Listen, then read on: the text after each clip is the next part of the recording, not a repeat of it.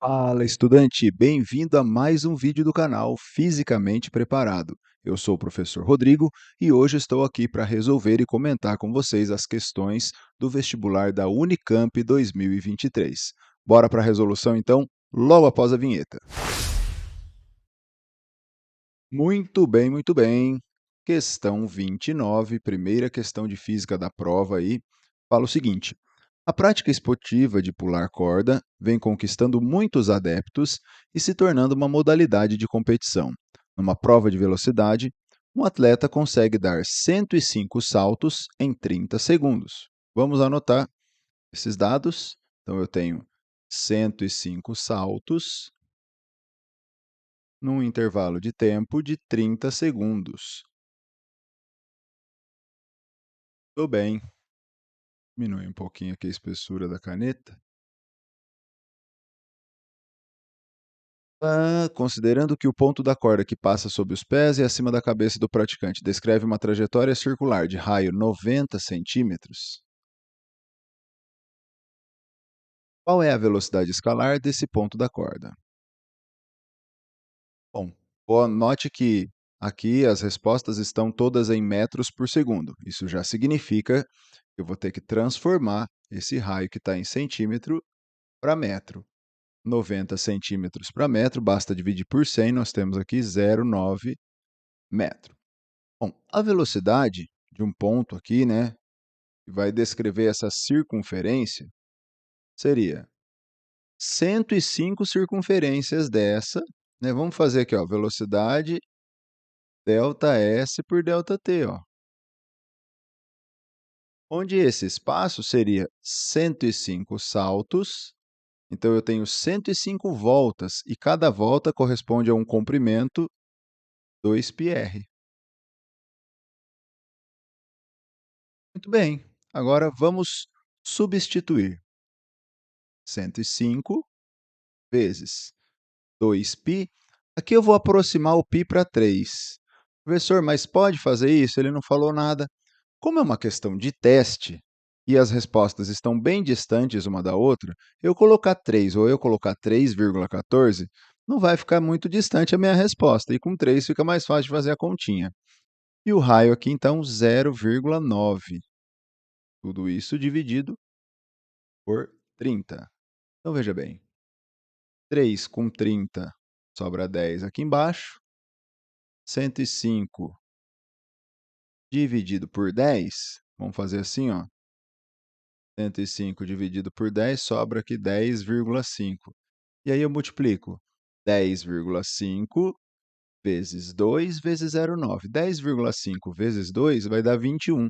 21 vezes 0,9 vai dar os 18,9 metros por segundo, que se encontra, então, na alternativa C. Maravilha? Qualquer dúvida aí, pessoal, é só deixar aqui nos comentários que eu vou responder. Vamos para a próxima questão. Leia o texto a seguir para responder as questões 30, 31 e 32. O balonismo, um esporte aeronáutico com adeptos em todo o mundo, oferece um belo espetáculo para os observadores no solo. Um maçarico é usado para aquecer o ar no interior do balão, o que faz variar a densidade do ar, permitindo o controle do movimento de subida e descida do balão. Um balão inicialmente em repouso, vamos anotar, se ele estava em repouso, a velocidade inicial é 0, decola e sobe em movimento uniformemente variado. Se o balão atinge a altura de 80 metros após 40 segundos, então vamos lá. Partindo do solo, eu tenho uma altura inicial 0, uma posição inicial 0, uma posição final 80, num tempo de 40 segundos. Conclui-se que a aceleração vertical do balão nesse movimento é igual a quero a aceleração. Estou orientando a trajetória para cima, onde eu tenho aqui a posição inicial 0, posição final 80. Maravilha! Como é um movimento uniformemente variado, eu tenho as posições, tenho o tempo e quero saber a aceleração. Vou usar a função horária dos espaços, que a gente carinhosamente apelida de sorvetão, né. Só que ao invés de colocar S, a gente vai colocar H, né, porque a posição aqui está dado pela altura que o balão está chegando. Então vamos lá, ó, H igual H0 mais V0t mais AT quadrado sobre 2. Ele partiu do repouso, V0 é zero, posição inicial é zero, e agora a gente substitui os valores. A altura, 80 metros, a aceleração é o que ele me pediu, o tempo aqui é 40 sobre 2. 40 ao quadrado dá 1.600, dividido por 2 dá 800. Faço 800 dividindo, 80 dividido por 800, 0,1 metro por segundo ao quadrado. E essa é a nossa resposta, o que nos dá, então, a alternativa D. Legal? Vamos para o próximo. Questão 31. A massa total de um balão em movimento de descida desde a altura 80 metros até o solo é de 2.000 quilogramas. Então, massa, 2.000 quilogramas. Qual é o trabalho da força-peso sobre o balão durante a descida? É importante lembrar que a força-peso é uma força constante na superfície da Terra. E o trabalho de uma força constante nós calculamos fazendo força vezes o deslocamento vezes o ângulo entre a força e o deslocamento. Pensando num balão, confie na ciência, essa bolinha é o balão. Nós temos a força-peso para baixo. E se o balão está se deslocando para baixo, o vetor deslocamento é para baixo. E o módulo desse vetor deslocamento é a própria altura que ele está descendo, né? Sendo assim, o trabalho da força-peso vai ser a força, que é o peso, vezes o deslocamento, o módulo do vetor deslocamento, vezes o cosseno do ângulo entre a força e o deslocamento. Peso para baixo, deslocamento para baixo, o ângulo é zero. Como o peso é massa vezes a aceleração da gravidade e o módulo do vetor deslocamento é a própria altura que o balão desceu, nós temos que o trabalho da força-peso é mgh. E agora é só substituir os valores. A massa é 2.000, a aceleração da gravidade é 10 e a altura 80. Portanto, nós temos o trabalho da força-peso aí, 2 vezes 8, 16, 3, 4, 5 zeros, né? Joules. Como ele deixou em notação científica, eu ando 6 casas para a esquerda, e aí eu tenho 1,6, 10 a sexta joules. Aí, esse é o trabalho que a força-peso realiza nesse deslocamento do balão verticalmente para baixo. Legal? Bem tranquilo, eu achei essa prova da Unicamp, suave mesmo. Questão 32, uma questão de aplicação direta da equação de Clapeyron, bem simples, ó. Um balão tem um volume de 1,6 10 a terceira metros cúbicos de ar quente no seu interior, a uma temperatura de 400 Kelvin. Olha que beleza, já deixou até nas unidades corretas, ó. E na pressão atmosférica de 1 atm ou 1 vezes 10 a quinta pascal. Vamos deixar tudo no sistema internacional, sabendo-se que o ar quente se comporta como um gás ideal e que a constante universal dos gases é 8 joules por mol Kelvin. Quantos mols de ar há no interior do balão?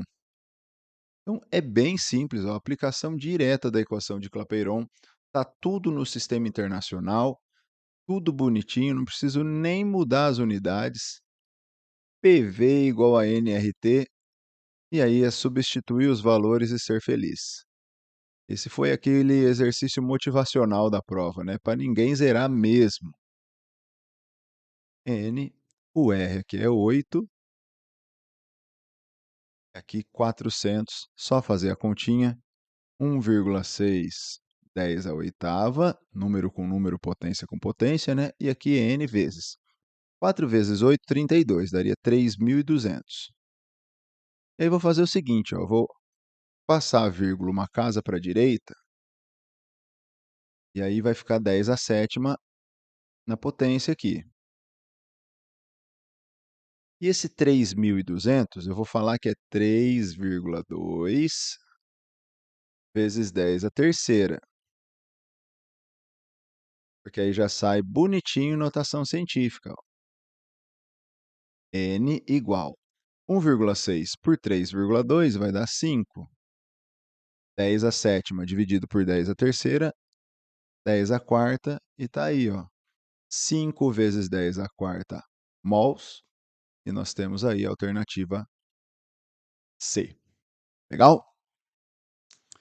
Muito bem, muito bem. Vamos para a próxima questão. Questão 33 fala assim: a pele humana detecta simultaneamente, com uma sensibilidade que sistemas artificiais não conseguem reproduzir, vibrações, forças estáticas, textura e escorregamento de objetos sobre sua superfície.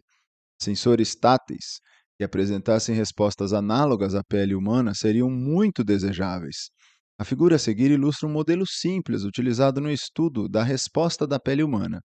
Na referida figura estão representados o peso do bloco, a força normal, a força de atrito aplicada pela superfície da pele no bloco de massa M e uma força externa F, aplicada na mola. A constante de mola é 10 newtons por metro. Essa é a constante elástica da mola, né? Então vamos anotar aqui 10 newtons por metro. E a massa do bloco é 4 gramas. Bom, aqui eu já vou transformar para quilograma. 4 vezes 10 a menos 3 quilograma, porque nós temos uma constante elástica que está no sistema internacional. Então a gente não pode ficar misturando unidade e medida aqui, né? Na iminência de movimento, isso é importante, o que é estar na iminência de movimento? Ele já está quase deslizando. Isso aqui me mostra que está atuando a força de atrito estático máxima. A deformação da mola é de 3 milímetros. Eu tenho um ΔX de 3 milímetros. Não está no sistema internacional. Vamos passar para metro. 3 vezes 10 a menos 3, metro. Em relação ao seu comprimento de equilíbrio, qual é o coeficiente de atrito estático entre o bloco e a pele? Ele quer esse coeficiente de atrito estático.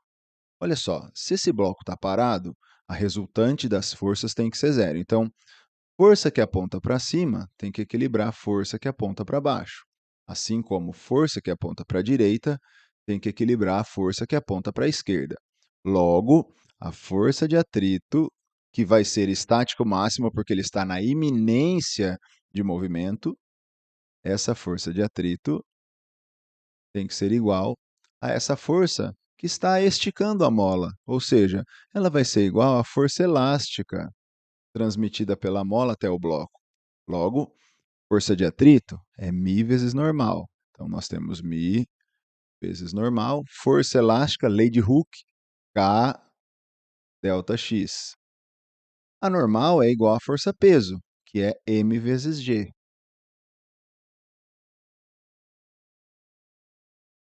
E assim, só substituímos os valores.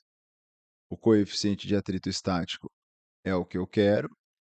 A massa do bloquinho, ele deu lá, ó, 4 gramas, que a gente transforma para 4 vezes 10 a menos 3.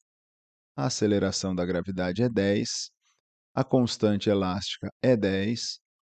E o ΔX, 3 vezes 10 a menos 3. Olha que lindo. 10 de um lado com 10 do outro, corta. 10 a menos 3 de um lado com 10 a menos 3 do outro, corta.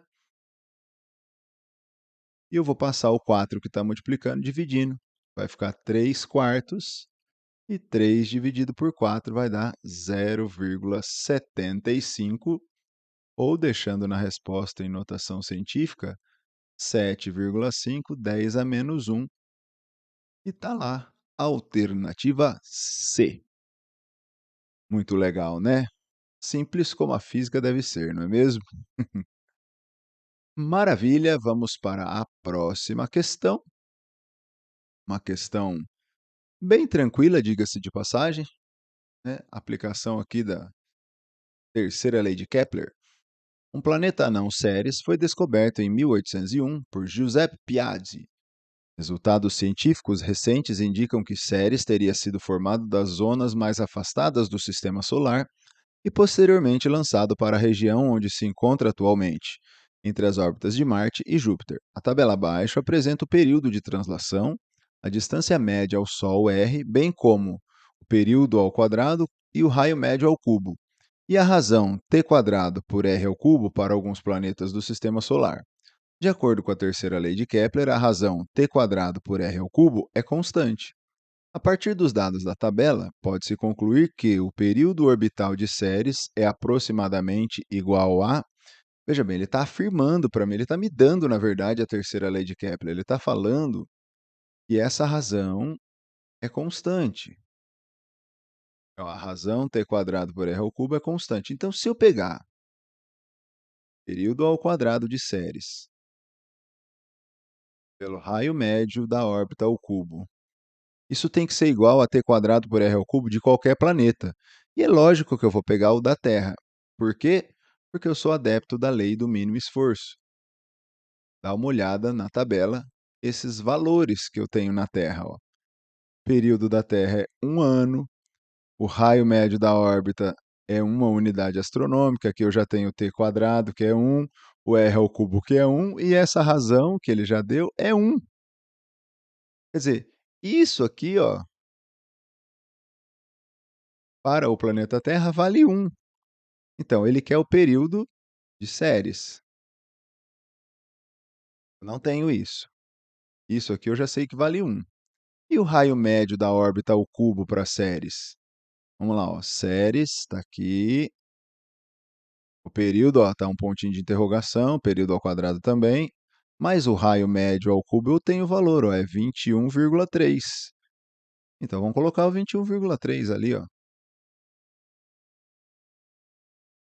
Passo o 21,3 multiplicando ali, ó.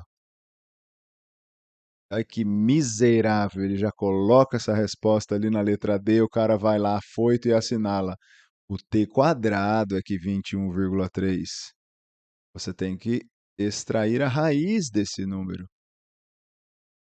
Professor do céu, como é que eu faço a raiz desse número aí? Você não faz, você testa as alternativas. Veja, que número ao quadrado dá 21,3? 1 ao quadrado que não é. 2,77 que não é também, porque se fosse 3 daria 9. E 21,3 a gente já viu que não é também. A resposta só pode ser 4,62. Pode fazer aí. Se você fizer 4,62 vezes 4,62, vai dar o 21,3. Aproximadamente, né? Claro. Tá aí. Resposta letra C. Qualquer dúvida, só deixar aqui nos comentários que eu vou responder. Maravilha! Questão 35, uma bela questão sobre efeitos fisiológicos da corrente elétrica. Sabemos que correntes elétricas acima de 1/10 de ampere podem provocar paradas cardíacas. Imediatamente após um raio atingir o solo, o potencial elétrico na superfície diminui gradativamente em função da distância ao ponto de impacto, como ilustrado pelas curvas equipotenciais da figura. Sendo a resistência do corpo humano 80 kΩ, corrente elétrica que atravessa o corpo da pessoa ilustrada na figura com os dois pés em contato com o chão será igual a. Note que um pé está numa equipotencial de 900 kV e o outro pé está na equipotencial de 800 kV, ou seja, eu tenho uma diferença de potencial de 100 kV. Eu quero saber a intensidade da corrente. Aplicação direta da primeira lei de Ohm. U igual a R vezes I. Nós temos uma DDP de 100 kV. Vamos por assim, ó, 100 vezes 10 a terceira volts. nós temos 80 quiloohms, então 80 vezes 10 à terceira ohms, e a corrente. Olha que lindo, 10 à terceira com 10 à terceira vou cancelar, um zerinho daqui com um zerinho daqui eu vou cancelar, e passo 8 dividindo, nós temos 10 dividido por 8, 1,25 ampere, o que seria uma corrente absurdamente alta. Esse cara certamente vai morrer.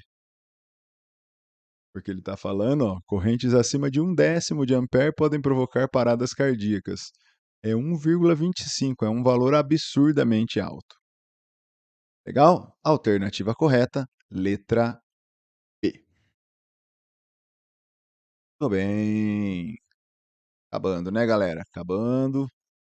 Vamos lá, nossa última questão, uma questão de ótica, falando aqui da refração da luz.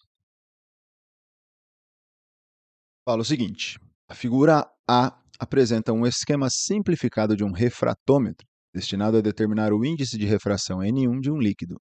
Nele, o líquido é iluminado por raios que o atravessam, atingindo na parte superior um vidro de índice de refração conhecido, N2 igual a 1,8. Quando θ1 é 90 graus, temos o máximo valor para o ângulo de refração θ2, que nesse caso é chamado de ângulo crítico, ou também de ângulo limite, caso o raio viesse do vidro para o líquido. No caso aqui está indo do líquido para o vidro. Muito bem. Ele dá o seno e o cosseno de 56, tangente também, e fala: ó, se o ângulo crítico medido foi 56 graus, pode-se dizer que o índice de refração do líquido em questão é, e aí ele quer o valor desse índice de refração, e se trocarmos esse líquido por um índice de refração maior, o ângulo crítico será maior que 56, menor que 56, e aí? Então ele quer saber quanto vale o índice de refração do líquido, e se eu trocar esse líquido, o que vai acontecer com o ângulo crítico? Vamos lá. Aplicação direta da lei de Snell. N1, seno do ângulo incidente. Vamos pegar essa situação aqui. Por quê? Porque eu tenho o ângulo de incidência, né? E eu tenho o ângulo crítico. Então ficaria assim, N1 seno de 90 igual N2 seno do ângulo crítico. Bom, N1 eu quero descobrir, seno de 90 é 1, o N2, que é o do vidro, 1,8, e o seno do ângulo crítico, ele está falando que o ângulo crítico é 56 graus. Está aqui, ó, o seno de 56 é 0,8. Então, 1,8 vezes 0,8. E assim o N1 vai valer 1,44. Ok. Mas ele não quer só isso. Eu já sei que não é nem a letra C e nem a letra D. Mas o que vai acontecer se eu trocar o líquido por um de índice de refração maior? Ok, vamos lá. Ó. N1, vou copiar aqui, ó. Seno de 90 é 1. Isso não vai mudar, o ângulo de incidência ali. O N2 também não mudaria, seria 1,8. E aqui eu teria o seno do ângulo crítico. Então você percebe que o N1 ele tem uma proporção direta com o seno do ângulo crítico. Então, se eu aumento esse N1, quer dizer, troco esse líquido por um líquido de índice de refração maior, eu vou aumentar, consequentemente, o seno do ângulo. E se eu aumento o seno do ângulo, significa que eu estou aumentando o próprio ângulo. Para que o seno do ângulo fique maior, só se o ângulo ficar maior. Logo, de fato, o ângulo crítico será maior do que esse 56 que ele foi nessa situação. Resposta correta é a letra A. O N1 é 1,44 e se trocarmos esse líquido por um índice de refração maior, o ângulo crítico será maior do que 56. Beleza, pessoal? Espero que tenha te ajudado aí. E se você ainda não é inscrito aqui nesse canal, eu peço que você se inscreva, compartilhe, curta esse vídeo aí, clique aí nas notificações, no sininho, para que todas as vezes que eu gravar um vídeo novo, o YouTube possa te ajudar. E se você não me segue lá no Instagram, é Fisicamente Preparado, o mesmo nome do nosso canal. Te espero lá e até mais. Valeu!